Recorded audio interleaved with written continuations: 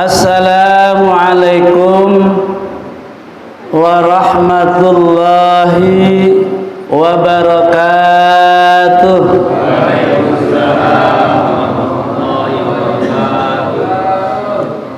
Alhamdulillah, wassalatu wassalamu ala rasulillah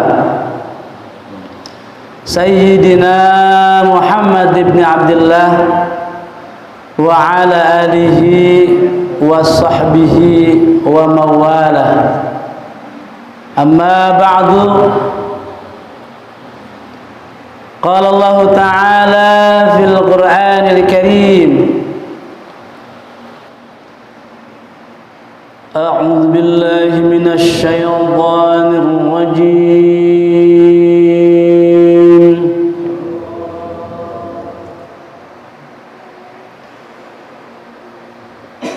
Bismillahirrahmanirrahim.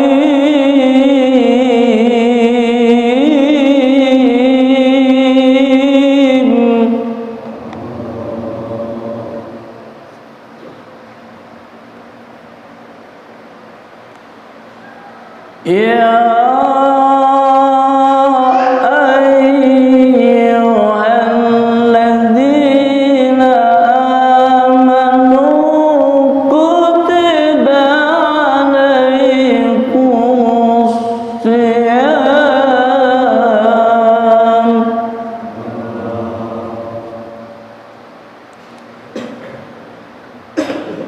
kutiba alaikumus siyamu kama kutiba alal ladzina min qablikum alal ladzina min la'allakum tattaqun. Shadaqallahul azim. Saudara hadirin kaum muslimin dan muslimat, mukminin, mukminat, para shaimin, shaimat yang insya Allah senantiasa dicintai dan dikasihi oleh Allah Subhanahu wa Ta'ala. Pada kesempatan Kulkas Ramadan kali ini, kuliah ringkas Ramadan, mengambil tema kecil yaitu Ramadan Syahrul Quran. Ramadan Syahrul Quran. Kalau kita terjemahkan atau kalau kita artikan secara perkata, artinya adalah Ramadan bulan Al-Quran. Kenapa bulan Ramadan dikatakan bulannya Al-Quran?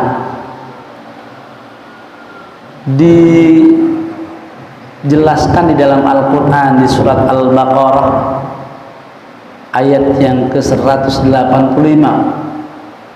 A'udzu billahi minasy syaithanir rajim. Syahrul Ramadan alladzi unzila fihi al-Qur'an hudan lin-nasi wa bayyinatin minal huda wal furqan. Syahrul Ramadan, bulan Ramadan adalah bulan diturunkannya Al-Quran. Inilah yang melatar belakangi, yang menyebabkan bahwa bulan Ramadan seringkali dikatakan sebagai Syahrul Quran. Selain juga Ramadan memiliki sebutan-sebutan yang lain, Syahrul Rahmah, Syahrul Maghfirah, dan beberapa sebutan-sebutan yang lain. Saudara hadirin, jadi Al-Quran itu, Al-Quran yang secara keseluruhan ada 30 juz, 114 surat, kemudian 6.000 sekian ayat. Kalau pendapat klasik yang masyhur 6.666 ayat untuk memudahkan menghitungnya. Tapi untuk jumlah ayat terjadi khilafiyah. Ini tergantung cara mulai menghitungnya.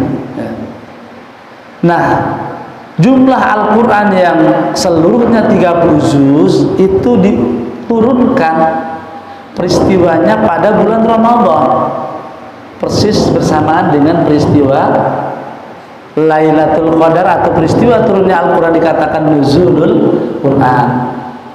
Mengenai nuzulul Quran akan kita bahas pada episode yang akan datang. Kembali saudara hadirin, Ramadan adalah syahrul Quran. Ramadan dikatakan bulan Al-Quran karena Al-Quran pertama kali diturunkannya pada bulan Ramadan 14 abad yang lalu. Turun secara sekaligus dari Lauhul Mahfuz. Lauhul Mahfuz itu Big Bang, tempat menyimpan seluruh peristiwa, catatan-catatan kehidupan secara makro, secara kosmo, ya, secara besar, diturunkan dari Lauhul Mahfuz Al-Quran itu ke Baitul Izzah, langit dunia. Barulah dari langit dunia Al-Quran itu diturunkan sesuai dengan situasi dan kondisi yang tentu saja kita memahaminya. Dalam pendapat yang masyhur, Al-Quran ayat pertama itu adalah surat Al-Alaq ayat 1 sampai ayat 5. Nah, itu yang pertama yang menjadi landasan Ramadan dikatakan sebagai syahrul Quran. Saudara hadirin kaum muslimin dan muslimat, para shaimin dan shaimat yang dirahmati Allah. Lalu yang kedua, Ramadan dikatakan sebagai syahrul Quran adalah pada setiap malam di bulan Ramadan malaikat Jibril datang menjumpai Nabi Muhammad SAW. Malaikat Jibril dengan Rasulullah Muhammad SAW itu mereka saling bertadarus Al-Quran, saling menyampaikan Al-Quran, dan itu setiap malam di bulan suci Ramadan.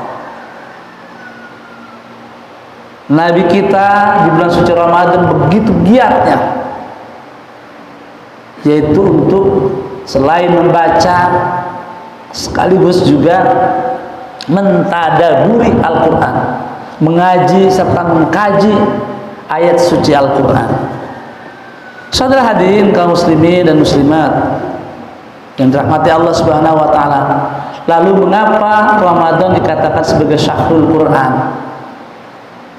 Pada bulan suci Ramadan ada tradisi baik dari mulai para sahabat, kemudian juga para tabi'in, tabi'in dan para ulama mutakhir. Pada bulan suci Ramadan mereka semuanya giat berlomba, yaitu untuk membaca Al-Quran. Makanya kita diwariskan kebiasaan itu, di setiap bulan suci Ramadan kita berlomba untuk berupaya menghatamkan Al-Quran. Karena tradisi yang dilakukan oleh para ulama, para sahabat, juga mereka di setiap bulan suci Ramadan mereka giat untuk membaca Al-Quran dan menghatamkan Al-Quran sampai beberapa kali. Kemudian para hadirin, juga tradisi atau kebiasaan yang dilakukan oleh para ulama kita pada bulan suci Ramadan itu mereka giat untuk menghafal Al-Quran. Hafalan Al-Quran, para hafizah, para penghafal Al-Quran. Kalau yang laki-laki namanya hafiz, kemudian yang wanita atau yang perempuan dikatakan hafizah. Pada saat orang-orang berpuasa itu pikirannya, kemudian sel-sel otaknya begitu jernih, bening, dan sangat mudah untuk menghatamkan, untuk menghafal Al-Quran. Dan tidak ada salahnya, atau tentu saja menjadi ada kebaikan buat kita apabila kita merasa kesulitan untuk menghafalkan Al-Quran. Lakukan hafalan Al-Quran itu ketika di bulan suci Ramadan. Saudara hadirin, itulah yang menjadikan landasan mengapa Ramadan dikatakan sebagai syahrul Quran. Mudah-mudahan kita termasuk orang-orang yang juga giat membaca Al-Quran, karena membaca Al-Quran itu pahalanya luar biasa. Man qara'a harfan min kitabillah falahu hasanatun. Siapa orang yang membaca satu huruf dari kitab Allah yaitu Al-Quran, maka baginya ia memperoleh kebaikan. Bi asri amsalihah, satu kebaikan Allah akan lipatkan, akan menjadi 10 dan seterusnya dan seterusnya, luar biasa. Wallahu yudha'ifu liman yasha. Allah Maha berkehendak, jika berkehendak bukan hanya 10, mungkin Allah akan lipat-lipat gandakan. Demikian kulkas Ramadan, kuliah ringkas Ramadan yang bersama Kang Sae, mudah-mudahan bermanfaat, dan terima kasih atas segala perhatian, mohon maaf atas segala kekurangan. Billahi taufiq wal hidayah, birridha wal inayah. Wassalamualaikum warahmatullahi wabarakatuh.